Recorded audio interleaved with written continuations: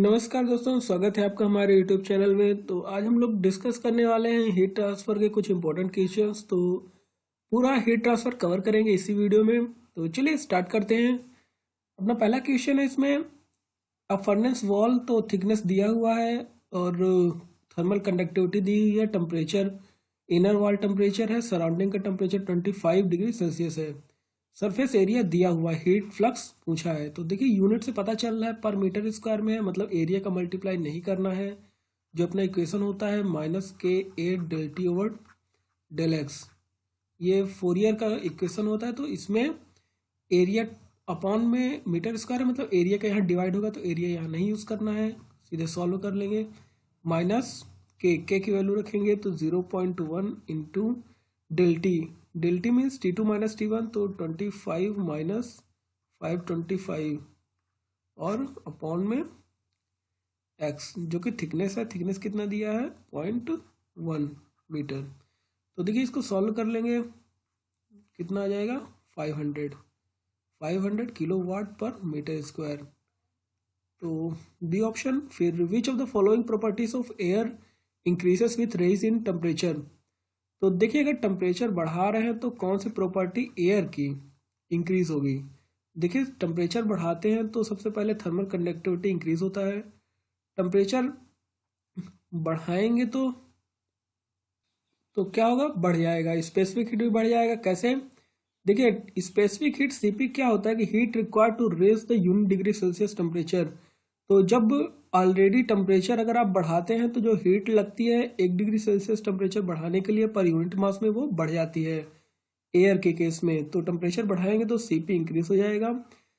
फिर देखिए specific gravity दिया हुआ है यहाँ, तो स्पेसिफिक ग्रेविटी होता है डेंसिटी ऑफ फ्लूइड जिसका आप निकाल रहे हैं to the density of standard. तो इसमें टेम्परेचर से कोई लेना देना नहीं है इसका, तो टेम्परेचर इसमें कोई इफेक्ट नहीं करेगा। फिर थर्मल कंडक्टिविटी है, तो थर्मल कंडक्टिविटी हमने पहले बात की कि इंक्रीज हो जाता है टेम्परेचर इंक्रीज करने से। क्यों? क्योंकि देखिए इसमें डिफ्यूज़न जो हीट ट्रांसफर कंडक्शन जो होता है, हीट ट्रांसफर होता है थ्रू द डिफ्यूज़न होता है। तो अगर आप टेम्परेचर बढ़ाएंगे तो जो डिफ्यूज़न रेट रहता है बिटवीन द मॉलिक्यूल्स वो इंक्रीज हो जाएगा और उससे कंडक्टिविटी एयर के केस में, गैसेस के केस में इंक्रीज हो जाएगी। फिर काइनेमेटिक विस्कोसिटी है, तो काइनेमेटिक विस्कोसिटी का फार्मूला है म्यू बाई रो। अब चूंकि विस्कोसिटी इंक्रीज हो रही है एयर के केस में, एयर के केस में विस्कोसिटी इंक्रीज हो जाती है, तो इस वजह से काइनेमेटिक विस्कोसिटी भी इंक्रीज होगी। तो इसमें 2, 3 एंड 4 हो जाएगा। अगला क्वेश्चन है the Poisson's equation of general conduction heat. तो देखिए Poisson's equation of heat transfer applied to the case. देखिए जो जनरल फोरियर इक्वेशन होता है, तो फोरियर इक्वेशन क्या होता है? del2T/del x2 प्लस Qg/K, ये तो हीट जनरेशन है, is equals to 1/α∆T/del tau.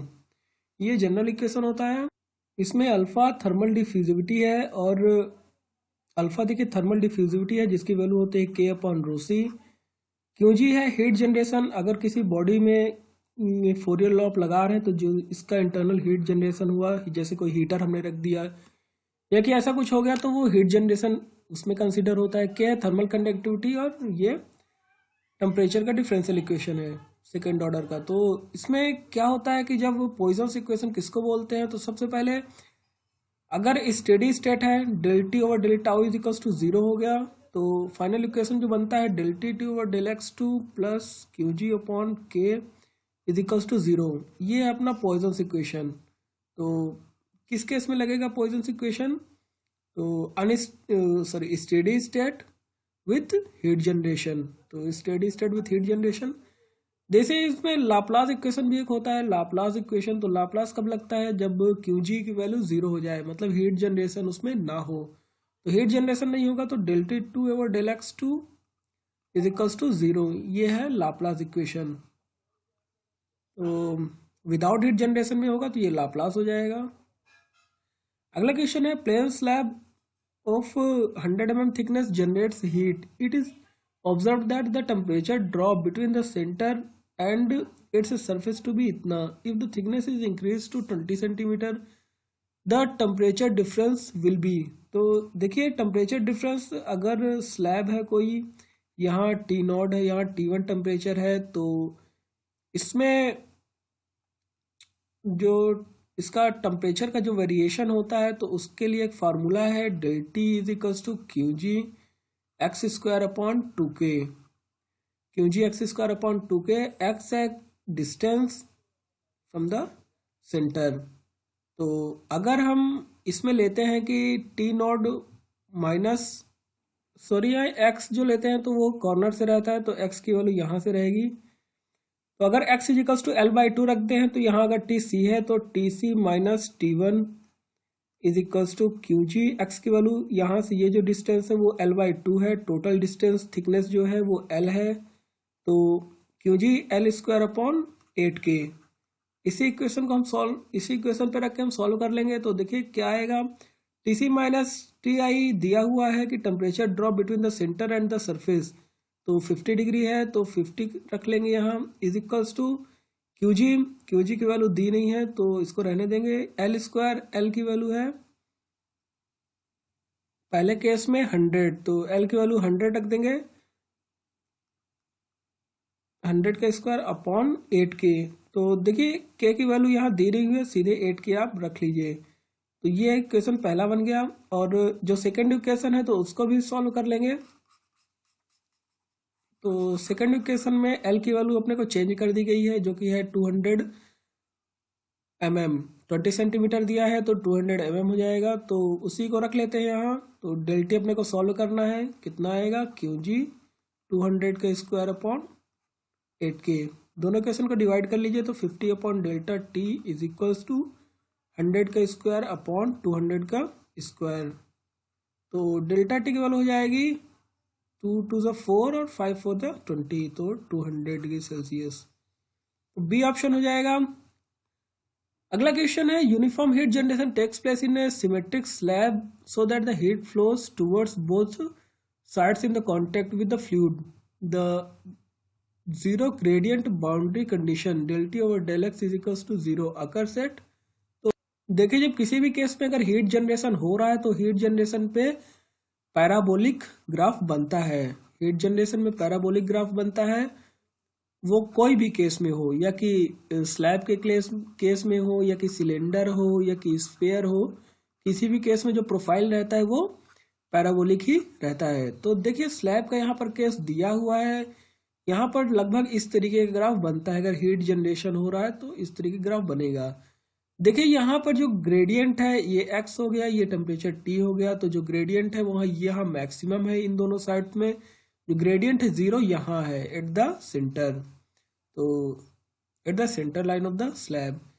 फिर है conduction heat diffuses in a material when the material has. तो देखिए conduction heat diffuses when a material, इसमें थर्मल डिफ्यूजिविटी से हम लोग देख लेंगे। देखिए thermal diffusivity alpha is equals to क्या होता है, k अपॉन रो सी।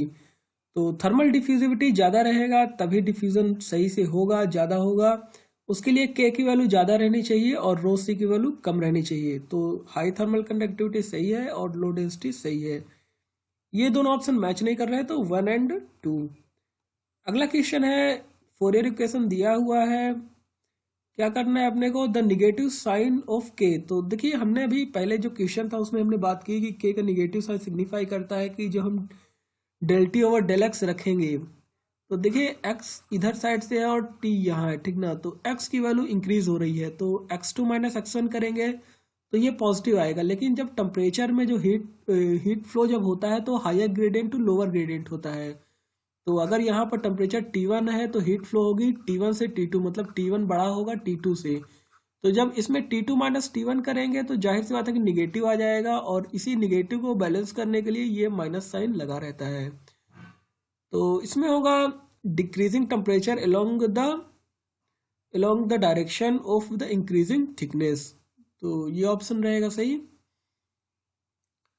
फिर है, there is a uniform distribution of source of a heat present in a plane wall whose one side x is equals to 0 insulated। तो देखिए इसमें जो slab है तो इसमें एक साइड इंसुलेटेड है, x is equals to 0 पे इंसुलेशन है।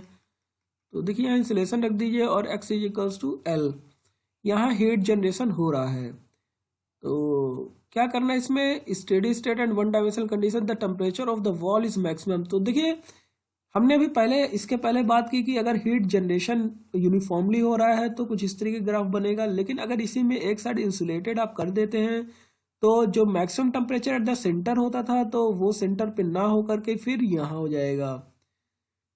जो मैक्सिमम टेम्परेचर जो सेंटर पे होता था तो सेंटर पे ना होकर यहाँ कुछ बनेगा, इंसुलेटेड साइड में यहाँ हीट एक्यूमुलेट होने लगेगी और इसका टेम्परेचर यहाँ मैक्सिमम रहेगा। तो maximum temperature at X is equals to 0 insulated side में। आगे चलते हैं, अगला क्वेश्चन है, in a wall of constant thermal conductivity the temperature profile of heat conduction in the presence of the heat source. तो देखिए हमने अभी बात की कि अगर हीट सोर्स है तो कोई भी प्रोफाइल हो या कि स्लैब हो, सिलेंडर हो, स्फीयर हो, किसी भी केस में अगर हीट जनरेशन हो रहा है तो उसमें पैराबोलिक ही बनता है कर्व। फिर determined the heat transfer through a plane of length thickness, ये सब दिया हुआ है। इस तरह क्वेश्चन में ज़्यादा सोचना नहीं रहता, आप सीधे वैल्यू पुट करिए और हीट ट्रांसफर निकालिए। तो उसमें के की वैल्यू है 0.5 इंटू एरिया, लेंथ और हाइट दिया हुआ है। इसमें ध्यान रखने वाली बात होती है कि जो ये सरफेस है इसी सरफेस के तो हीट ट्रांसफर होता है तो इसी का लेना है, और जो थिकनेस है वो डेल्टी ओवर डेल एक्स के अंदर में आएगा। तो 4 3 या 12 और डेल्टी यहाँ दिया हुआ है 60, तो 150 माइनस 90 करेंगे 60 आएगा। और डेल एक्स यहाँ थिकनेस है तो थिकनेस 0.2 mm। तो इसको सॉल्व कर लेंगे तो 12 पंचे 60, 6 आ जाएगा और 2 तो 300, तो 6 त्रिक 1800 वाट आ जाएगा। अगला क्वेश्चन है, consider the following statement about the thermal conductivity. तो इसमें बताना है अपने को, thermal conductivity decreases with increasing the molecular weight, thermal conductivity of the non metallic liquids generally decreasing with increasing the temperature, thermal conductivity of the gases and liquids is generally smaller than that of solids। तो देखिए इसमें packing ज़्यादा अच्छे से रहती है solids में, तो इस वजह से थर्मल कंडक्टिविटी सॉलिड्स की ज़्यादा अच्छी रहती है, तो ये ऑप्शन सही है। फिर thermal conductivity decreases with increasing the molecular weight. तो देखिए मॉलिक्यूलर वेट अगर बढ़ रहा है मतलब क्या उसमें बोल रहा है कि thermal conductivity decreases increasing molecular weight. अगर मॉलिक्यूलर वेट बढ़ रहा है मतलब कि जो इसको आप एक एम्पेरिकल रिलेशन के तौर पे आप याद रख सकते हैं, जैसे कि थर्मल कंडक्टिविटी का एक एम्पेरिकल रिलेशन होता है, K is equals to A C rho to the power of 4/3 upon m to the power of 1/3। यहाँ m मॉलिक्यूलर वेट है, c स्पेसिफिक हीट है और रो डेंसिटी है। एक कांस्टेंट है तो देखिए इसमें अगर आप मॉलिक्यूलर वेट बढ़ाते हैं तो थर्मल कंडक्टिविटी कम होगी, तो ये भी सही है। फिर thermal conductivity of non metallic liquids generally decreases with increasing temperature, ये भी सही है। लेकिन अगर यहीं पर ये होता कि थर्मल कंडक्टिविटी टेम्परेचर बढ़ाते हैं तो नॉन मेटालिक एमॉर्फस सॉलिड का थर्मल कंडक्टिविटी इंक्रीज होता है। गैसेस में टेम्परेचर इंक्रीज करते हैं तो थर्मल कंडक्टिविटी इंक्रीज होता है। मेटेलिक में मेटल्स में थर्मल कंडक्टिविटी टेम्परेचर इंक्रीज करने पर के की वैल्यू कम होती है। थर्मल कंडक्टिविटी मैक्सिमम होता है डायमंड का और मिनिमम होता है वूल वगैरह का, एयर का। तो ये तो हो गया थर्मल कंडक्टिविटी के बारे में। तो चलिए आगे चलते हैं, अगला क्वेश्चन है अपना मैच द कॉलम है पहला। तो देखिए मैच द कॉलम में टाइम कांस्टेंट, तो एक टाइम कांस्टेंट के लिए याद रखिए H/8T/ρCV, ये होता है Biot number into Fourier number. तो Biot number into Fourier number, H heat transfer coefficient, A area हो गया, सरफेस एरिया, T हो गया टाइम कांस्टेंट, रो हो गया डेंसिटी, C स्पेसिफिक हीट और V वॉल्यूम। तो ये होता है बायोट इंटू फोरियर नंबर। तो time constant for thermocouple of radius R is तो H/8T/ρCV, तो A का 4 हो जाएगा। फिर Biot number of the sphere, तो स्फीयर का बायोट नंबर बताना है तो Biot number is equals to होता है HL/K। तो H हो गया, L की वैल्यू होती है वॉल्यूम अपॉन एरिया, तो 4/3 पाई R क्यूब अपॉन 4 पाई R स्क्वायर। स्फीयर के केस में बोल रहा है तो ये हो जाएगा, तो ये बनेगा R0/3। तो और नीचे के, मतलब H R node upon 3k। तो H R node upon 3k हो जाएगा। बी का फिर है critical thickness of insulation of a wire. तो वायर के केस में होता है k अपॉन एच, अगर यही स्पेयर होता तो होता 2k अपॉन एच, तो सी हो जाएगा। नसल्ट नंबर होता है एच एल बाई के। तो देखिए नसल्ट नंबर और बायोट नंबर में डिफरेंस यही है कि बायोट नंबर जो होता है तो थर्मल बायोट नंबर होता है कि बायोट नंबर होता है conduction resistance upon convection resistance. तो कन्वेक्शन रेजिस्टेंस ये एयर इन्वायरमेंट का हो गया और कंडक्शन रेजिस्टेंस हो गया सॉलिड का, जिसमें हीट फ्लो हो रही है, जिसके ऊपर हीट फ्लो हो रही तो सॉलिड हो गया तो कंडक्शन रेजिस्टेंस। लेकिन अभी नसल्ट नंबर जो होता है तो नसल्ट नंबर का भी होता है एच एल वाई के, जिसमें कि ये टोटली फ्लूइड का होता है। तो यहाँ पर के जो होगा एल अपॉन के ए होगा, तो ये जो के होगा ये सॉलिड का होगा, लेकिन नसल्ट नंबर के केस में जो के होगा वो के फ्लूइड के केस में होगा। तो ध्यान रखने वाली बात यह है कि नसल्ट नंबर में जो एच एल बाई के होता है, यहाँ के फ्लूइड होता है नसल्ट में, और बायोट नंबर में एच एल बाई के में के सॉलिड होता है। तो इसके लिए डी हो जाएगा। मतलब कौन सा बनेगा, ए का 4, बी का 3 और सी का 2। ए का 4, बी का 3, सी का 2, ए नंबर। फिर अगला क्वेश्चन है अपना time constant for a thermocouple. तो देखिए टाइम कांस्टेंट थर्मोकपल का बताता है कि जब 63.2% ऑफ इनिशियल वैल्यू जब रीच कर जाए, तो उस जितने टाइम में ये टेम्परेचर को रीच कर जाता है तो उस टाइम को बोलते हैं टाइम कांस्टेंट। और इसको देखिए इस तरीके से देखते हैं कि अगर हम 0 से 100 डिग्री सेल्सियस तक अपना पहुंच रहा है, तो इसमें जब तक 63.2 टेम्परेचर डिफरेंस पहुंच जाएगा इसका दोनों का, तब तक भी जितना टाइम लेगा थर्मोकपल उसको बोलते हैं टाइम कांस्टेंट। अगला क्वेश्चन है the thermocouple in a thermowell measures the temperature of hot gases flowing through the pipe for the most accurate measurement of temperature the thermowell should be made of. तो इसमें steel हो जाएगा।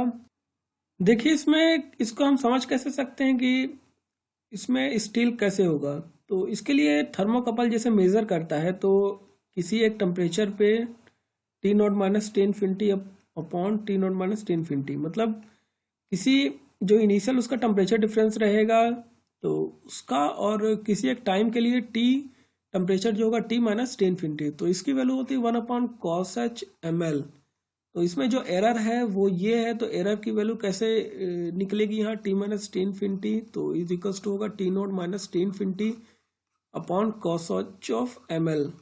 तो देखिए ये proportional to है 1 upon M के, तो 1 अपॉन एम क्या होता है under root H P upon K. तो ये वैल्यू होती है। तो एरर अपने को कम चाहिए ना, तो एरर कब मिलेगा जब के की वैल्यू कम होगी, तो इसीलिए हम यहाँ स्टील ले रहे हैं। स्टील की क्या की वैल्यू होती है अप्रॉक्स 16 to 20, और कॉपर वगैरह की होती है लगभग 200 के आसपास। चलते हैं आगे। अगला क्वेश्चन है fin heat exchanger transient condition और हेजलर चार्ट, इसमें आपको बनाना है। तो सबसे पहले ये ध्यान रखिए कि जो इसमें फिन के लिए हमने अभी पहले ही बात की कि फिन का जो इफिशियंसी वगैरह होता है, तो उसके लिए इफिशियंसी कैसे निकालते हैं, under root H P K A T naught minus T infinity 10 H of M L upon, तो ये तो हो गया actual heat transfer through fin. और इफिशियंसी कैसे निकलेगी, एक्चुअल अपॉन मैक्सिमम पॉसिबल। तो मैक्सिमम पॉसिबल क्या होगा, H into perimeter into length into T naught minus T infinity. इसको सॉल्व कर लेंगे तो आएगा 10 H M L upon M L, मतलब m की वैल्यू क्या हो गई यहाँ पर under root H P upon K A. तो ये हो गया ठीक ना, तो मतलब ये फिन के लिए हो जाएगा, तो ए का 3 हो गया। और फिर हीट एक्सचेंजर में जाहिर सी बात है कि U A upon C minimum, तो ये इसकी वैल्यू होती है NTU इसको बोलते हैं, तो ये हीट एक्सचेंजर के लिए है, तो बी का हो जाएगा 1। फिर ट्रांजिएंट कंडीशन और हेजलर चार्ट। तो देखिए हेजलर चार्ट जो होता है बायोट नंबर से डिफाइन हो जाएगा। कैसे, देखिए इसमें जो बायोट नंबर होता है, बायोट नंबर अगर लेस देन 0.1 है मतलब कि हम लंप्ड एनालिसिस कर सकते हैं, लेकिन अगर बायोट नंबर ज़्यादा होने लगता है तो उसमें देखिए बायोट नंबर अगर ज़्यादा है तो बायोट नंबर होता क्या है, conduction resistance upon convection resistance, मतलब कंडक्शन रेजिस्टेंस भी मायने उसमें रख रहा है, तो उसमें फिर टाइम डिपेंडेंट फंक्शन उसका हो जाएगा, टाइम और टेम्परेचर दोनों पे डिपेंडेंट हो जाएगा। तो इस वजह से यहाँ ट्रांजिएंट कंडीशन में बायोट नंबर का रूल रहता है, तो सी का 4 हो जाएगा। सी का 4 से ही पता चल रहा है कि सी का 4 और डी का 2 होगा, तो ऑप्शन बी बनेगा। अगला क्वेश्चन है the curve for the unsteady state cooling और the heating of the bodies is. तो अगर अनस्टेडी स्टेट होता है तो बॉडी हीटिंग और कूलिंग के लिए तो इसमें exponential asymptotic of both time and temperature. कैसे, देखिए इसका जो कर्व बनता है वो T not minus T infinity upon, तो T minus T infinity upon T not minus T infinity is equals to होता है e to power minus H A T upon rho C V. तो ये time और temperature dependent है, exponential curve है, asymptotic है। फिर है Heisler chart are used to determine the transient heat flow. तो हेजलर चार्ट से हमको पहले ही पता चल रहा है कि जब बायोट नंबर 1 होता है, बायोट नंबर 1 होता है तभी हम हेजलर चार्ट लगाते हैं, हेजलर चार्ट की जरूरत पड़ती है। तो बायोट नंबर 1 का मतलब है कि कंडक्शन और कन्वेक्शन रेजिस्टेंस दोनों ऑलमोस्ट इक्वल हैं, तो both conduction and convection resistance R almost of equal significance. अगला क्वेश्चन है dimension less time is represented by. तो टाइम के लिए देखिए फोरियर नंबर होता है alpha T upon L square.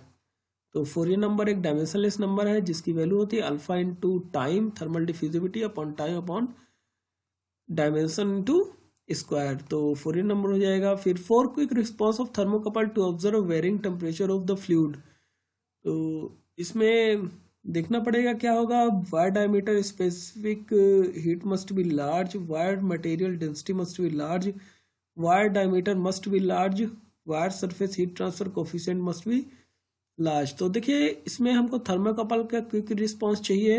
देखिए यहाँ पर फिर हम वही फोरियर नंबर की बात करेंगे। तो इसमें क्या होता है कि H A T upon rho C V, इसको बोलते हैं Biot number into Fourier number.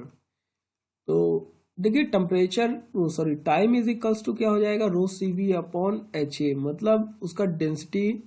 Time यहाँ क्या है, कम से कम टाइम लगना चाहिए, मतलब जल्दी से जल्दी रिस्पॉन्स हो करेगा। तो रो की वैल्यू कम हो, सी की वैल्यू कम हो, एच की वैल्यू ज़्यादा हो। तो wire heat transfer coefficient must be large, ये होगा। फिर wire specific heat must be large, तो देखिए स्पेसिफिक हीट कम रहनी चाहिए, तो ये नहीं होगा। डेंसिटी डेंसिटी देखिए रो ऊपर है, कम रहना चाहिए, तो रो नहीं होगा। फिर डायमीटर मस्ट बी लार्ज, तो देखिए वी अपॉन ए करेंगे तो कुछ डायमेंशन आएगा डी के रिस्पेक्ट में, तो डी लार्ज नहीं होना चाहिए। देखिए और इसमें थोड़ी सी और बात कर लेते हैं। तो जो थर्मोकपल वगैरह में जो निकालते हैं उसमें, तो उसका एक इक्वेशन बनता है, वही इक्वेशन से ये आता है, जिसका कि इक्वेशन हम पहले ही बात कर चुके हैं, T minus T infinity upon T naught minus T infinity is equals to E to the power minus H A T upon rho C V. तो ये फाइनल इक्वेशन बनता है। इसको हम कई तरह से और यूज़ करते हैं, जैसे कि कोई अपना एक पानी है, इसका टेम्परेचर अगर सपोज करिए टी इन्फिनिटी है, अपनी कोई बॉल थी, उस बॉल का टेम्परेचर था पहले टी नॉट था, और हमने इसको यहाँ डाल दिया, तो कितने सेकंड में इसका टेम्परेचर टी एल पहुँच जाएगा। तो इसी तरह के इक्वेशन से वो सॉल्व करते हैं। तो T L minus T infinity upon T naught जो पहले था minus T infinity is equals to E to the power minus H A T upon rho C V लगा देंगे, तो ये आ जाएगा। अगला क्वेश्चन है consider the following statement pertaining to heat transfer through fins. तो फिन्स में हीट ट्रांसफर करवाना है अपने को, तो इसमें क्या बोल रहा है कि fins are the equally effective irrespective of the whether they are on the hot side और द कोल्ड साइड। देखिए इसमें जो फिन का इफेक्टिवनेस कोल्ड और हॉट साइड की बात कर रहा है, तो यहाँ इसमें टेम्परेचर डिफरेंस पे डिपेंड करता है, तो इस वजह से हॉट एंड कोल्ड साइड में सेम नहीं रहेगा, क्योंकि जो फिन में हीट ट्रांसफर होता है वो होता है under root H P K A T not minus T infinity ten H of M L. तो इसमें जो टेम्परेचर डिफरेंस पे डिपेंड कर रहा है, तो हॉट साइड और कोल्ड साइड लगाने में सेम नहीं रहेगा। इसमें फिन वेरिएबल रहता है हीट ट्रांसफर के, जो हीट ट्रांसफर का डायरेक्शन रहता है, अगर हमने कोई फिन ऐसे लगाया है तो इसमें जो हीट ट्रांसफर होगा तो हीट ट्रांसफ़र इस तरीके से कुछ होता है। तो हीट ट्रांसफ़र वेरी कर रहा है, जैसे देखिए। फिर the fins made up of the material have the higher thermal conductivity than the material of the wall. तो ये भी सही है, तभी फिन लगाने का मतलब है fin must be arrange at the right angle to the direction of whole. देखिए एंगल की बात यहाँ नहीं की गई है। तो ऑप्शन 2 एंड 3। फिर addition of fin to the surface increases the heat transfer if under root H P upon K. तो देखिए यहाँ इफिशियंसी से हम इसको सॉल्व कर सकते हैं। इफिशियंसी हमने पहले ही बात की, 10H of ml upon ml होता है, और m की वैल्यू होती है under root H P upon K A. तो under root H P upon जो के है, तो इसको सॉल्व करेंगे थोड़ा सा यहाँ। इसको इफिशियंसी से रहने देते हैं, इसको हम सॉल्व करते हैं इफेक्टिवनेस से। तो देखिए अगर इफेक्टिवनेस से इसको सॉल्व किया जाए तो इफेक्टिवनेस होता है जो हीट ट्रांसफर है, actual heat transfer through fins T not minus T infinity 10H of ml। तो actual heat transfer upon without fin में रखेंगे तो यहाँ h इंटू एरिया और T not minus T infinity. तो इसको थोड़ा सॉल्व करेंगे तो 10H ऑफ ml और अपॉन में under root HA upon KP। तो देखिए इफेक्टिवनेस अपने को ज़्यादा मिलनी चाहिए, तो इफेक्टिवनेस ज़्यादा कम मिलेगी जब इसकी वैल्यू रहेगी लेस देन 1। तो इसकी वैल्यू आप लेस देन 1 रखिए। सो अगला क्वेश्चन है, इसमें टेम्परेचर ग्रेडियंट बताना है at the tip, temperature gradient at the tip. तो इसमें देखिए जो फिन, जैसे कि अपना कोई हीट सोर्स यहाँ पर था, हमने यहाँ पर फिन लगाई, तो फिन लगाने के बाद हमने अभी टेम्परेचर डिस्ट्रीब्यूशन की बात की। तो टेम्परेचर मैक्सिमम रहता है, यहाँ ग्रेडियंट मैक्सिमम रहता है और यहाँ से कम होता जाता है। तो जो टिप पर रहेगा वो ग्रेडियंट 0 होता है, तो यहाँ 0 होगा। फिर अगला है इफिशियंसी ऑफ ए पिन। तो पिन फिन के लिए इफिशियंसी बतानी है। इफिशियंसी हम कई बार डिस्कस कर चुके हैं, 10H of ml upon ml। The insulated tip temperature of a rectangular longitudinal fin. तो देखिए इसमें जो टेम्परेचर डिस्ट्रीब्यूशन रहता है, तो theta upon theta not is equals to cos h। तो M L minus X upon cos H M L होता है। तो cos H M L minus X upon cos H of M L. तो अगर x equals to L हो जाएगा तो ये वैल्यू टोटल 1 हो जाएगी, मतलब theta is equals to theta naught upon cos H of M L. तो ये फाइनली होता है। अगला क्वेश्चन है इसमें, consider the following statement pertaining to the large heat transfer rate using fins. तो देखिए फिन्स में हीट ट्रांसफर रेट ज़्यादा रहना चाहिए, तो इसको हम इफिशियंसी से सॉल्व कर सकते हैं। 10H of ml upon under root HP upon KA। तो ये इफिशियंसी का फॉर्मूला होता है, इसमें हम देख लेंगे कि इफिशियंसी मैक्सिमम कब होगी। तो fin should be used on the lower side where the heat transfer coefficient is small. तो ये बात सही है, H की वैल्यू कम होगी तो इफिशियंसी ज़्यादा आएगी। फिर long and thick fins should be used. तो लॉन्ग एंड थिक फिन्स ये तो बिल्कुल नहीं होगा, तो सेकंड ऑप्शन नहीं होगा, मतलब 1, 3 एंड 4। इसको और देख लेते हैं, thermal conductivity of the food material should be the high. के ऊपर जाएगा तो के की वैल्यू ज़्यादा रहनी चाहिए। अगला क्वेश्चन है, in order to achieve the maximum heat dissipation the fin should be designed in such a way that. तो फिन कैसे डिजाइन करनी चाहिए, तो देखिए लेटरल सरफेस एरिया ज़्यादा रहे, जहाँ अपना हीट सोर्स है वहाँ से कनेक्ट जब करते हैं तो यहाँ का अगर सरफेस एरिया ज़्यादा रहे तो ज़्यादा अच्छा है।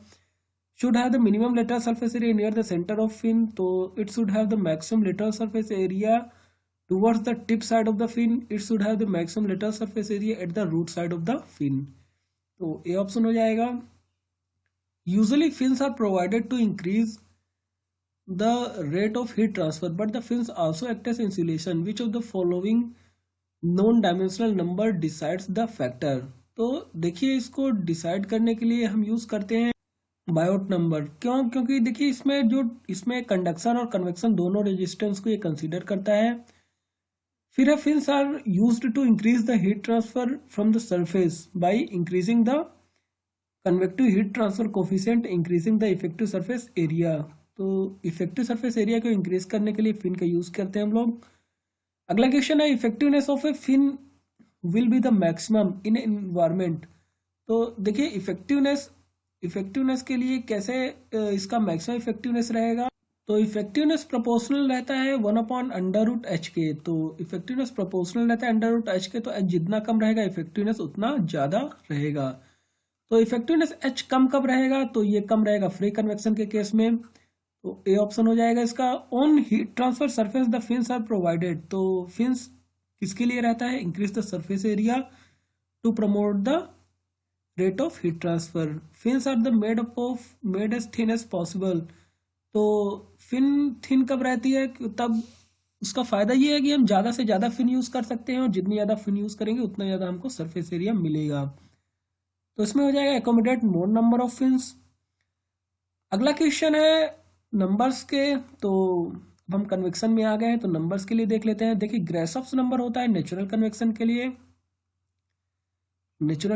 के लिए, और इसकी वैल्यू होती है delta G is equals to G beta delta T L cube upon nu square.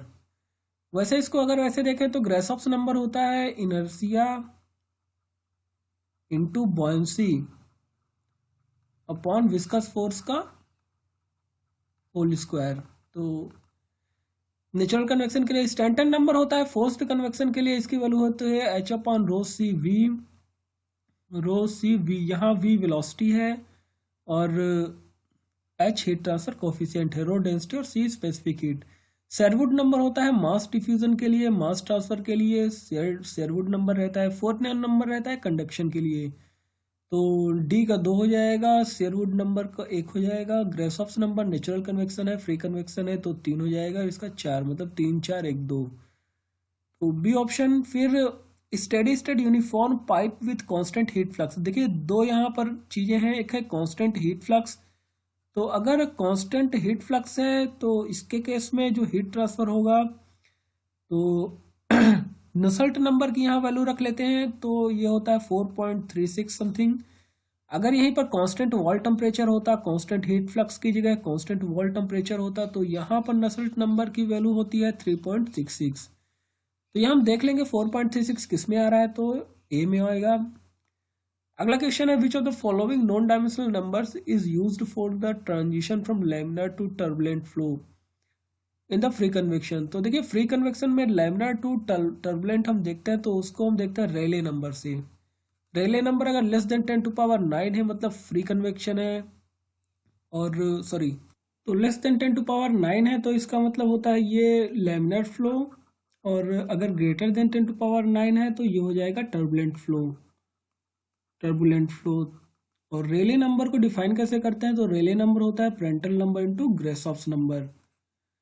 अगला है for the circulation of the heat transfer by the natural convection from the horizontal cylinder what is the characteristic length in the Grashof's number. तो देखिए अगर कोई अपना cylinder है, तो cylinder से अगर हीट ट्रांसफर हो रही इधर, तो जो इसका कैरेक्टरिस्टिक लेंथ होगा वो होगा डायमीटर। तो डायमीटर ऑफ द सिलेंडर हो जाएगा। For a fluid having the Prandtl number equal to unity. तो देखिए प्रेंटल नंबर क्या होता है, delta over delta T is equal to Prandtl to the power of 1/3। ये बहुत जगह ये क्वेश्चन रिपीट होता है, तो अगर प्रेंटल नंबर यूनिटी है मतलब delta is equal to delta T हो जाएगा।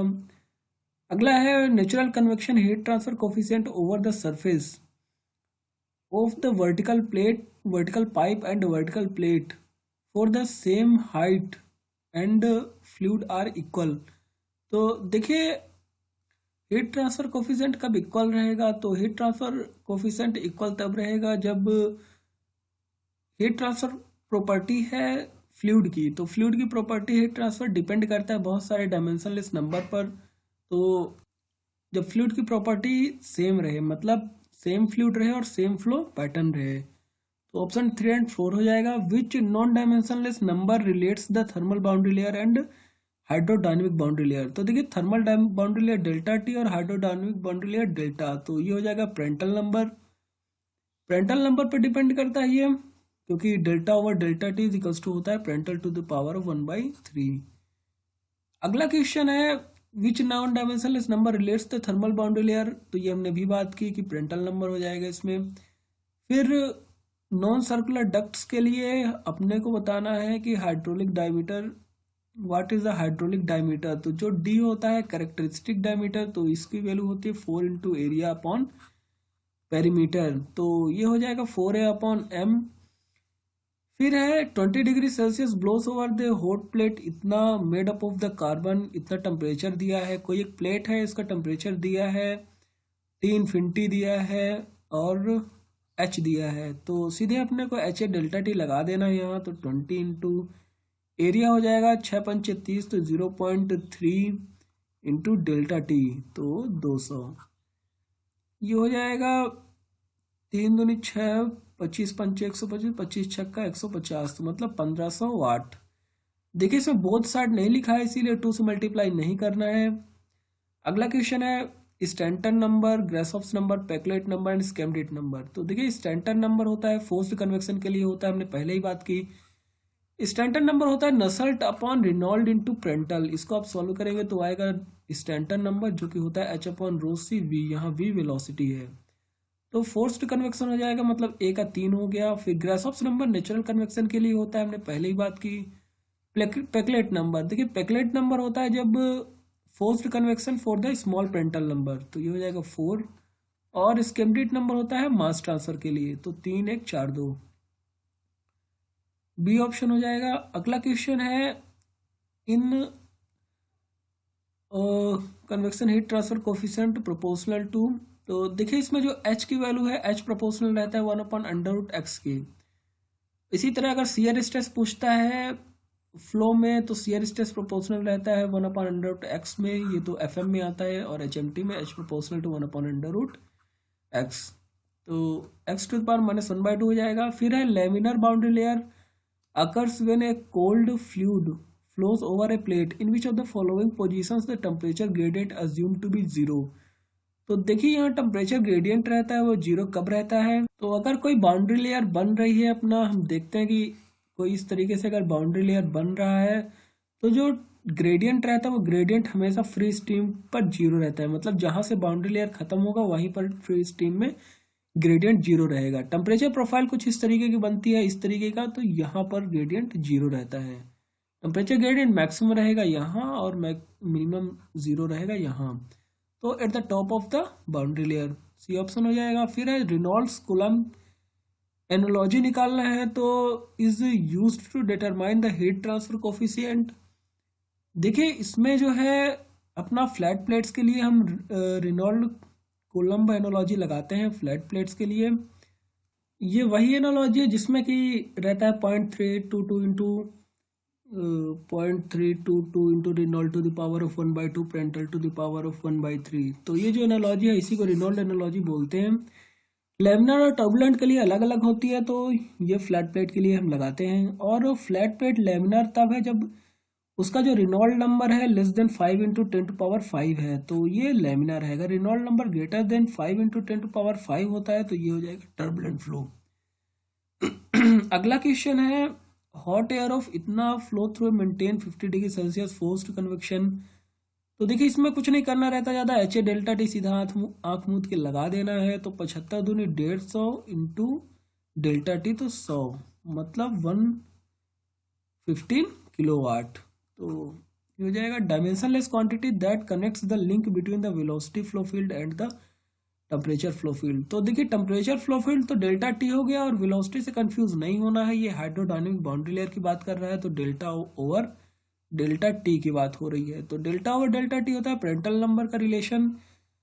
फिर the characteristic length for computing the Grashof's number in the case of the horizontal cylinder. तो देखिए इसमें फिर हो जाएगा डायमीटर, तो इसका हो जाएगा डायमीटर। अगला क्वेश्चन है यहाँ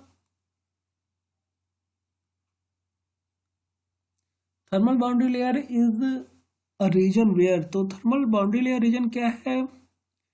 तो थर्मल बाउंड्री लेयर देखिए बनता कैसे है, जब डिफ्यूजन होता है एक लेयर का, जैसे कि हाइड्रोडायनेमिक बाउंड्री लेयर की बात करें कि अपना इफेक्ट जो है विस्कस का वो दूसरी इफेक्ट लेयर को इफेक्ट को ट्रांसफर करता है, तो हाइड्रोडायनेमिक बाउंड्री लेयर बनता है। वही सेम टू सेम टेम्परेचर से के साथ है कि जो हीट ट्रांसफर है थ्रू कन्वेक्शन और उसका जो डिफ्यूजन है जो हीट ट्रांसफ़र का डिसिपिएशन टर्म्स है, तो उसकी वजह से जो बाउंड्री लेयर बनती है तो वो उसको बोलते हैं थर्मल बाउंड्री लेयर। फिर अगला क्वेश्चन है, heat is lost from a 100 mm diameter. तो ये टेम्परेचर दिया, if the Nusselt number is इतना then the heat transfer coefficient will be. तो देखिए, heat loss from the 100 mm diameter steam pipe placed horizontally in the ambient air. तो इसका diameter दिया हुआ है हमको 100 mm और ये एम्बिएंट एयर का टेम्परेचर है 30 degree Celsius. If the Nusselt number दिया हुआ है 25, मतलब HL के दिया हुआ है 25। तो अपने को निकालना है हीट ट्रांसफर। तो देखिए, अगर हीट ट्रांसफर कोफिशिएंट निकालने के लिए H is equals to 25 into K की वैल्यू है 0.03 अपॉन एल की वैल्यू है डायमीटर यहाँ होगी तो हो जाएगा 0.1, मतलब 7.5 हो जाएगा, H की वैल्यू आ जाएगी। तो इसका आंसर हो जाएगा ए। फिर अगला क्वेश्चन है इसमें, air at 1 atmospheric pressure 27 degree Celsius blows across the इतना diameter sphere at the free stream velocity 4 metre पर second. A small heater inside the sphere maintains the temperature. तो स्फीयर का टेम्परेचर 77 मेंटेन रख रहा है एक हीटर। के की वैल्यू दी है, नसल्ट नंबर दिया है, heat lost by the sphere. तो देखिए, इसमें Nusselt number 31.4 is equals to HL by K रख देंगे तो H अपने को निकालना है। L हो जाएगा इसका डायमीटर जो कि दिया हुआ है 0.012 और K की वैल्यू दी हुई है 0.026। इसको हम सॉल्व कर लेंगे तो H की वैल्यू आ जाएगी 31.4 इंटू 26 अपॉन 12। फिर HA डेल्टा T लगा देंगे तो 31.4 इंटू 26 बाई 12 इंटू एरिया। तो एरिया हो जाएगा 4πr²। तो 4 इंटू पाई इंटू, चूँकि स्क्वायर है तो इस वजह से 4πr²। आर की वैल्यू है 0.006 मीटर और डेल्टा टी में हो जाएगा 50 डिग्री सेल्सियस। 77 माइनस 27 करेंगे तो आएगा ये। इसको हम सॉल्व कर लेंगे तो सॉल्व करके आप लोग देख लीजिए, हमारे हिसाब से 1.76 समथिंग आ रहा है।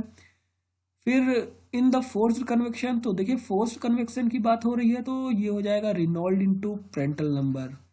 अभी नेचुरल कन्वेक्शन की बात होती तो होता ग्रेसॉफ्स इंटू प्रेंटल नंबर। तो यहाँ forced convection the surface heat transfer coefficient from a heated plate is a function of, तो रिनॉल्ड इंटू प्रेंटल नंबर हो जाएगा। फिर देखिए, इसमें डी आ रहा है कि बी आ रहा है, थोड़ा कंफ्यूजन है। आप लोग इसी इक्वेशन को सॉल्व कर लेंगे तो आ जाएगा।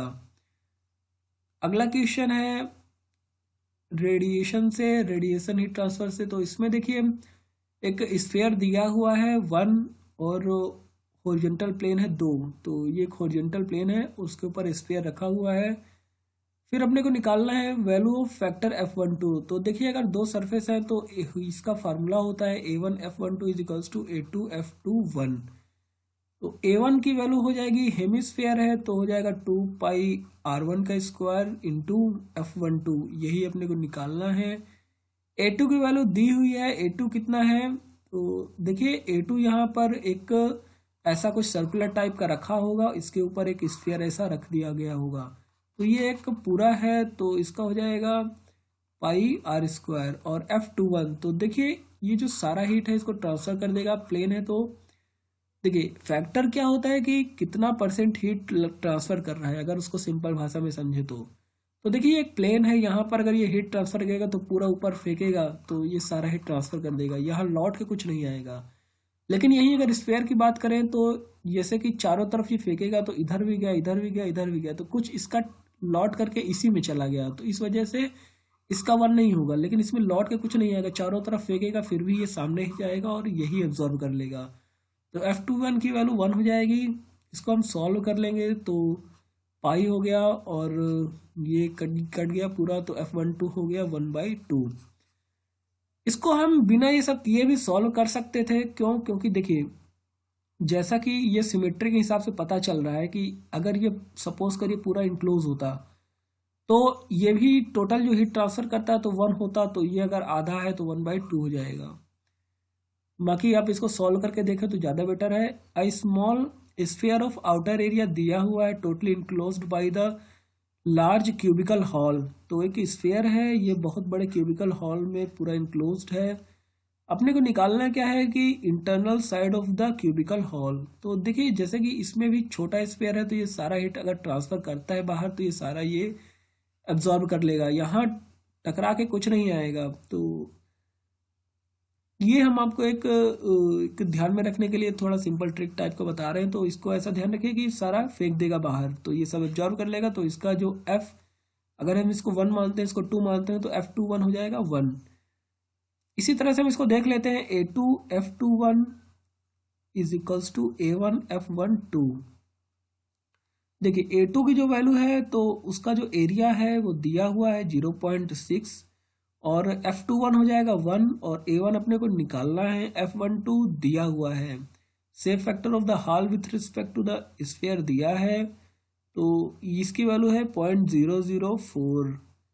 और देखिए ये भी वैल्यू भी बहुत कम है 0.004। कैसे कैसे कि देखिए यहाँ से जो हीट ट्रांसफर करेगा, चूंकि बहुत छोटी बॉडी है तो यहाँ कम ही जाएगा, बाकी ये सब इसी के पास चलाएगा हीट जो ट्रांसफर करेगा कोई एक पॉइंट। तो उसकी वजह से हम देख पा रहे हैं कि बहुत कम है F12। इसको हम सॉल्व कर लेंगे तो A1 की वैल्यू आ जाएगी 0.6/004।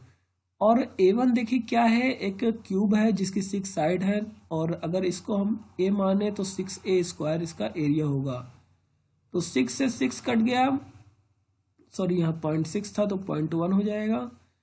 और एरिया इज इक्वल्स टू कितना आ गया, 100/4 मतलब 25। तो इसको सॉल्व कर लेंगे तो A इज इक्वल्स टू आ जाएगा 5। अगला क्वेश्चन है यहाँ, intensity of radiation at a surface in a perpendicular direction is equal to. तो देखिए जो एमिशन पावर होता है, एमिशन पावर, तो emission power is equals to होता है pi into intensity of radiation. और इंटेंसिटी ऑफ रेडियन हमेशा स्टार रेडियन में मतलब मेजर की जाती है। और अगर तो इसमें क्या हो जाएगा, intensity of radiation is pi times, intensity of radiation is 1/पाई टाइम्स ऑफ द एमिशन। तो product of the emissive power of the surface and 1/पाई। फिर है, what is the shape factor of a hemispherical body placed on the flat surface with respect to itself. तो देखिए अभी हमने बात की सॉल्व करके, तो उसका होगा 0.5। तो जो हमने बात की अभी उसमें क्या था कि देखिए यहाँ पर हमको पूछा गया था F12 मतलब इसका, इसके रिस्पेक्ट में, प्लेट के रिस्पेक्ट में। लेकिन अगर इसी के रिस्पेक्ट में पूछा जाए तो इसका एक फार्मूला होता है कि F11 plus F12 plus F13 is equals to, मतलब जितना भी हो इज इक्वल्स टू 1। तो देखिए F12 यहाँ पर 1 हमने ले लिया है, और F11 कितना हो जाएगा, 1 - 1/2 इज इक्वल्स टू 1/2। तो सेम क्वेश्चन यहाँ भी है कि shape factor of hemispherical body, तो विथ रिस्पेक्ट टू इटसेल्फ बताना है तो 0.5 हो जाएगा। फिर है, what is the value of the shape factor for two infinity parallel surface. तो देखिए इन्फिनिटी पैरेलल सरफेस है, तो यहाँ जो हीट ट्रांसफर रहेगा F12 या कि F21 ये 1 होगा। फिर है, अपने को निकालना है एमिसिव पावर का रेशियो। तो देखिए एमिसिव पावर का स्टीफन बोल्ट्जमैन कांस्टेंट सिग्मा होता है, और रेडिएशन का लॉ होता है जिससे कि हम हीट ट्रांसफर फाइंड कर सकते हैं। तो Q इक्वल्स टू होता है sigma into area into T⁴। तो ये स्टीफन बोल्ट्जमैन कांस्टेंट है, और A एरिया है, और T उसका टेम्परेचर इन केल्विन है। तो टेम्परेचर दिया हुआ है 27 to 627 हो गया। तो हीट ट्रांसफर कैसे होगा, तो heat transfer proportional to T⁴ यहाँ लगा देंगे, जो कि है 27। देखिए तो केल्विन में 300 केल्विन हो गया, तो 300⁴/900⁴, तो 1/81, मतलब 81/1। सो अगला क्वेश्चन है, तो देखिए इसमें जो अगला क्वेश्चन है अपना, तो मोनोक्रोमेटिक एमिसिव पावर और वेवलेंथ के बीच में ग्राफ है। इसमें बताना है कि A किसका ग्राफ है, B किसका है और C किसका है। तो देखिए किसी एक फिक्स टेम्परेचर पर जो ब्लैक बॉडी का होता है, ब्लैक बॉडी का एमिसिव पावर, ब्लैक बॉडी का एमिसिव पावर सबसे ज़्यादा होता है, तो ए हो जाएगा ब्लैक बॉडी के लिए। फिर जो इरेगुलर सा शेप है वो तो किसी सेलेक्टिव एमीटर पे है, क्योंकि वेवलेंथ अलग अलग वेवलेंथ पे अलग अलग एमीटर है, तो सेलेक्टिव के लिए। और इसका जो मीन होगा, तो मीन होगा ग्रे सरफेस के लिए। तो देखिए इसमें बी ग्रे सरफेस का हो जाएगा। तो A is for the selective matter, ये गलत है। A is for the black body, B is for the grey body and C is for the selective emitter. तो डी ऑप्शन होगा इसमें। फिर है कि basic equation of thermal radiation from which all other equations of radiation can be derived. तो देखिए यहाँ पर जो प्लैंक इक्वेशन होता है, प्लैंक इक्वेशन, तो जिसमें दो टेम्परेचर रहते हैं, और ये equation mother of all equations कही जाती है। वेन इक्वेशन होता है lambda T is equals to 2900, Stefan Boltzmann constant sigma T to the power of 4। तो ये स्टीफन बोल्टमैन कांस्टेंट इक्वेशन होती है। अगला क्वेश्चन है, for a hemisphere the solid angle is measured. तो देखिए जो सॉलिड एंगल रहता है वो एक एंगल है, कोई स्फीयर के सेंटर से बीच में जो सॉलिड एंगल बनाता है स्टेरेडियन में, उसको सॉलिड एंगल बोलते हैं। तो हेमिस्फीयर के लिए ये होगा in steradian and maximum value is 2 pi. अगला क्वेश्चन है, ice is very close to. तो देखिए ice is very close to black body, इसका एमिसिविटी होता है लगभग 0.98 समथिंग, तो it is very close to black body. फिर है, a satellite floats in the deep space with very high velocity, it will continuously lost heat by. तो देखिए satellite जो है वो स्पेस में है, चूंकि स्पेस में कोई हवा वगैरह नहीं चलती तो उसमें कन्वेक्शन वगैरह नहीं होगा। इसमें देखिए रेडिएशन के लिए किसी अपने को मीडियम की ज़रूरत नहीं होती, तो रेडिएशन के लिए कोई मीडियम की ज़रूरत नहीं होती, और यहाँ से जो हीट ट्रांसफ़र होगा थ्रू होगा रेडिएशन, क्योंकि बाहर कोई इन्वॉल्वमेंट नहीं हो तो सैटेलाइट रेडिएशन के थ्रू हीट लूज करेगा। फिर है, an oxygen and the nitrogen mixture has the transmittivity of heat radiations and this is practically equals to. तो देखिए इसके आंसर्स में बहुत कंफ्यूजन रहता है, इसमें 1 यहाँ पर दिया हुआ है, 1 ही आप लोग याद रखिए। अगला क्वेश्चन है, for the same type of shapes the value of the radiation shape factor will be higher when. तो रेडिएशन की वैल्यू हाई कब रहेगी रेडिएशन शेप फैक्टर की? तो जब, जैसे कि अगर हम दो बॉडी लेते हैं तो रेडिएशन शेप फैक्टर की for the same type of shape, तो सेम टाइप ऑफ शेप के लिए लार्ज एंड हेल्ड क्लोजर, तो शेप फैक्टर 1 रहेगा इसके लिए। हम पहले भी 2 पैरेलल प्लेट के केस में बात ये चीज कर चुके हैं। फिर है, during very cold weather conditions cricket player prefers to wear the white woollen sweaters rather than coloured woollen sweaters, the reason is that the white wool comparatively. तो देखिए वाइट वुलन की एक प्रॉपर्टी रहती है वाइट कलर्ड की कि वो reflect ज़्यादा करते हैं, तो वाइट रिफ्लेक्ट ज़्यादा करता है। तो यहाँ पर हो रहा है एब्जॉर्ब की बात हो रही है बॉडी से, तो इसका कोई मतलब यहाँ नहीं बनता। अगर बाहर सन होता तो वहां से रिफ्लेक्ट ज़्यादा करता है। Emits heat lets it to the atmosphere, तो ये बात सही है, क्योंकि रिफ्लेक्ट कम करेगा, बाहर एमिट कम करेगा, तो जो अंदर बॉडी की हीट है तो वो उसको अंदर ही रखेगा, इस वजह से स्वेटर्स वुलन वाइट कलर के रहते हैं। तो इसका हो जाएगा 2 ऑप्शन। फिर ये इसमें सेफ फैक्टर बताना है, तो देखिए सेफ फैक्टर एक स्पेयर है, स्पेयर को एक क्यूबिकल बॉक्स में रख दिया गया है। यहाँ पर पूछ रहा है कि F12 और F21 क्या होगा। तो देखिए जो इस तरीके के सरफेस रहते हैं कॉन्वेक्स शेप के, तो उनका एमिसिविटी जो रहता है वो विथ रिस्पेक्ट टू इटसेल्फ 0 रहता है और विथ रिस्पेक्ट टू अदर 1 रहता है। और कोई अगर 2 पैरेलल है या कि कोई एक फ्लैट प्लेट पैरेलल है तो इसका भी विथ रिस्पेक्ट टू इटसेल्फ 0 रहेगा और ये पूरा बाहर ट्रांसमिट करता है। तो वही चीज़ यहाँ अप्लाई करेंगे, तो F11 0 हो जाएगा और F12 1 हो जाएगा, क्योंकि हम यहाँ पर इक्वेशन लगाएंगे F11 plus F12 plus something, और अगर सरफेस होते तो इज इक्वल्स टू 1। तो F11 जब 0 है तो F12 हो जाएगा 1। रही बात F21 की, तो F21 यहाँ से हम सॉल्व कर लेंगे। तो A1 F12 is equals to होता है A2 F21। तो इस इक्वेशन पे हम वैल्यू पुट कर देंगे। तो A1 चूंकि एक स्पेयर है तो इसकी जो सरफेस एरिया है 4πr², और F12, तो F12 हमने भी सॉल्व किया 1 है, इज इक्वल्स टू A2 की वैल्यू, चूंकि ये क्यूबिकल बॉक्स है जिसकी 6 साइड होती है, तो 6 इंटू A², और A है D, A is equals to D है, मतलब A इज इक्वल्स टू हो जाएगा 2R। तो 6A² मतलब 2R², और F21 इसको हम सॉल्व कर लेंगे तो अपने को फाइनली मिलेगा R² से R² कट गया, ये 4 हो जाएगा π/6। तो F21 इज इक्वल टू हो जाएगा π/6। तो 1 एंड π/6 ये ऑप्शन हो जाएगा। अगला क्वेश्चन है यहाँ पर हीट एक्सचेंजर से, तो regenerative type heat exchanger, regenerative type direct contact. देखिए तो जो हम यूज करते हैं कूलिंग टावर्स में, तो कूलिंग टावर एक डायरेक्ट कॉन्टैक्ट टाइप है। तो ए का बी का हो जाएगा 1। फिर conduction through a cylindrical wall, तो conduction through a cylindrical wall और conduction through a spherical wall. तो अगर कंडक्शन थ्रू सिलेंड्रिकल वॉल है तो इसका कर्व बनता है लोगैरिथमिक।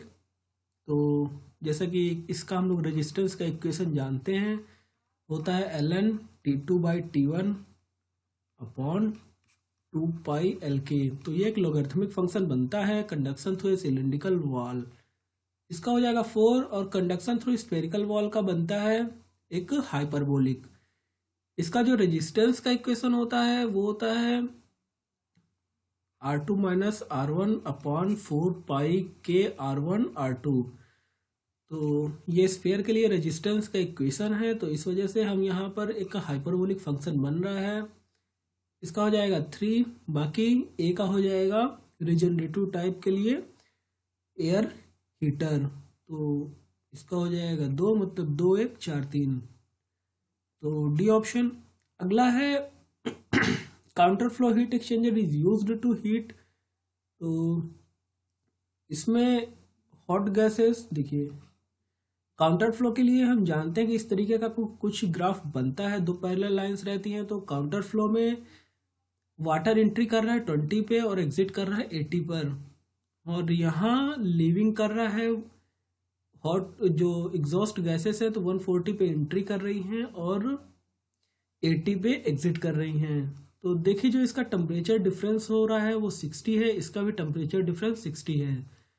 तो जब टेम्परेचर डिफरेंस दोनों का 60 है, मतलब कि del T1 is equals to del T2, तो इस केस में हमको पता चल गया इससे कि mCp जो होगा हॉट का is equals to mCp of cold. तो जब ऐसा केस में रहता है, तो अगर ये डेल T1 है और ये डेल T2 है, तो अगर ये दोनों टेम्परेचर सेम है तो इनका जो लॉगरिथमिक होगा LMTD वो भी यही होगा। तो ये हो जाएगा 60। फिर अगला है, देखिए इसमें काउंटर फ्लो हीट एक्सचेंजर का डायग्राम बताना है। तो जो काउंटर फ्लो का अभी हमने बात की कि पैरेलल टाइप का बनता है, तो बी ऑप्शन हो जाएगा इसमें। अगला है यहाँ पर NTU की वैल्यू बतानी है। तो NTU होता है, NTU की वैल्यू होती है NTU is equals to sorry UA upon C minimum. तो UA अपॉन C मिनिमम, तो यहाँ पर जो U है वो है overall heat transfer coefficient, A surface area है, और C मिनिमम है MC of minimum specific heat minimum. तो इसमें अगर C2 कम है तो AU अपॉन C2 हो जाएगा। फिर अगला क्वेश्चन है the following configuration in a heat exchanger whether counter flow और the otherwise will not matter if. तो देखिए अगर लिक्विड, तो देखिए इसमें अगर कंडेंसिंग हो रहा है या इवोपरेटिंग हो रहा है, तो उसमें जो C की वैल्यू है, C स्पेसिफिक हीट की वैल्यू है, तो यहाँ स्पेसिफिक हीट मैक्सिमम रहता है। मैक्सिमम क्या है, अगर इन्फिनिटी बोले तो कोई इसमें गलत नहीं है। कैसे कि देखिए स्पेसिफिक हीट क्या होता है कि heat required to raise a unit degree Celsius temperature difference. तो इसमें कंडेंसिंग और कंडेंसिंग और इवोपरेटिंग में हम देखते हैं कि टेम्परेचर इंक्रीज नहीं होता। तो जब टेम्परेचर इंक्रीज नहीं हो रहा है मतलब कि स्पेसिफिक हीट हम बहुत ज़्यादा देना पड़ेगा अगर थोड़ा सा भी हमको टेम्परेचर डिफरेंस इंक्रीज करना है। तो अगर सी, यहाँ पर सी की जो मैक्सिमम वैल्यू है वो इन्फिनिटी है, तो जो आर रहता है आर सी मिनिमम अपॉन सी मैक्सिमम हम लोग लिखते हैं, तो सी मैक्सिमम जो है वो इन्फिनिटी है, मतलब 1/इन्फिनिटी, तो ये समथिंग जीरो। तो R is equals to zero ये होता है कंडेंसिंग इवोपरेटिंग के केस में।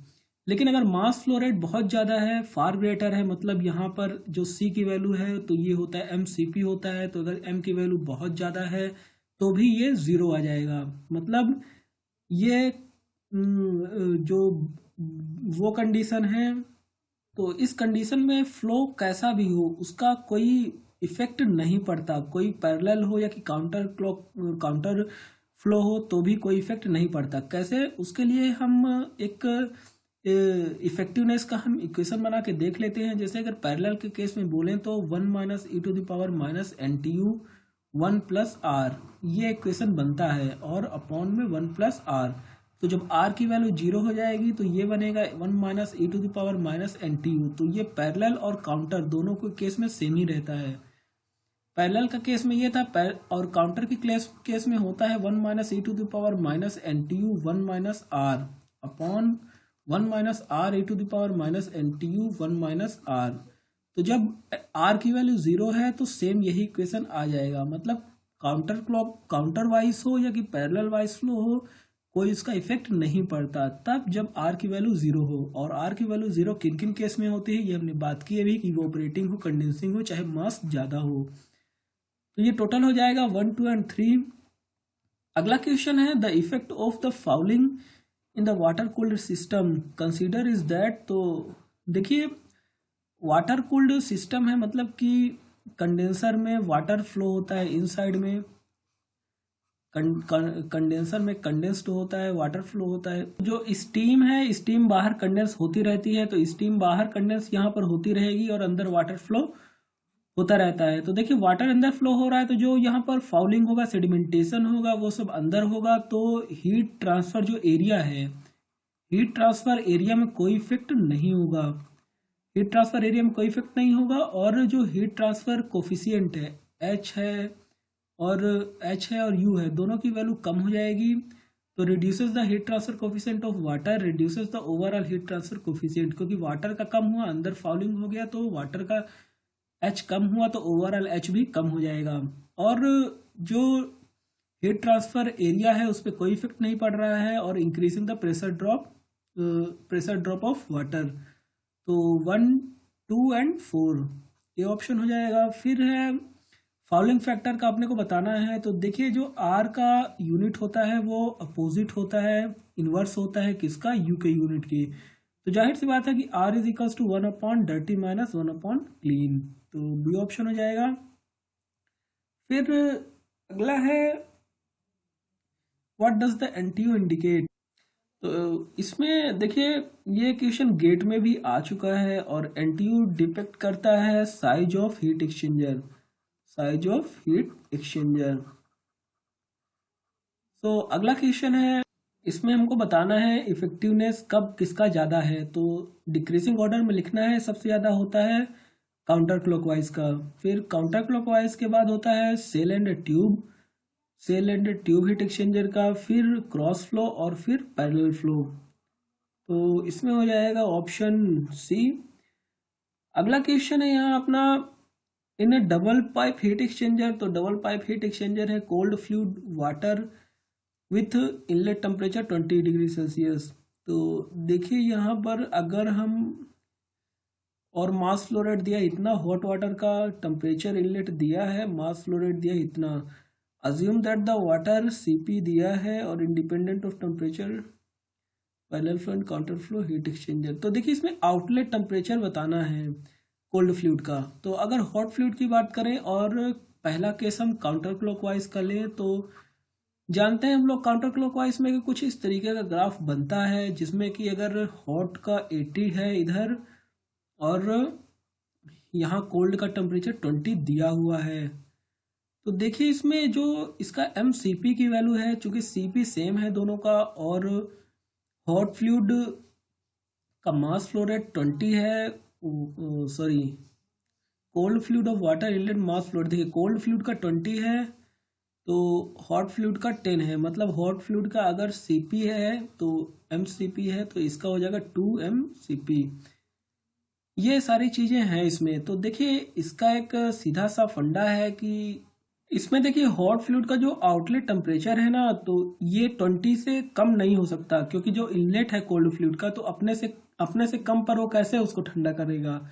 तो यहाँ इसका लिमिट बन गया 20 का। तो देखिए इसमें हम सीधे बैलेंस लगा देंगे, तो CP इंटू 80 - 20 करेंगे इज इक्वल्स टू 2CP और T - 20। तो इसको हम सॉल्व कर लेंगे तो आ जाएगा, CP से CP कट गया, 60/2 तो हो जाएगा 30, और 30 + 20 इज इक्वल्स टू 50। तो T हो गया अपना 50, मतलब अगर काउंटर के केस में होगा तो ये होगा 50 डिग्री सेल्सियस। अब पैरेलल के केस की बात कर लेते हैं। तो पैरेलल फ्लो हो रहा है तो कुछ इस तरीके का ग्राफ बनता है पैरेलल के केस में, और यहाँ 80। तो देखिए इसमें भी वही है कि जो इनका टेम्परेचर होगा, तो ये अगर हम सपोज करते हैं कि अगर हम बहुत ज़्यादा एरिया कर देंगे तो टी टेम्परेचर तक सपोज करिए ये इसको ठंडा कर रहा है, और इसका 20 दिया हुआ है। यहाँ पर CP है और ये 2CP है। तो देखिए CP into 80 minus T is equals to 2CP into T - 20। इसको हम सॉल्व कर लेंगे तो आ जाएगा, CP से CP कट गया, 80 - T is equals to 2T - 40।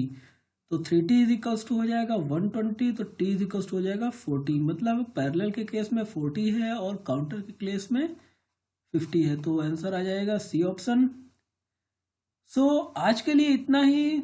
हमने HMT के सारे टॉपिक्स कवर कर लिए हैं। So thank you so much.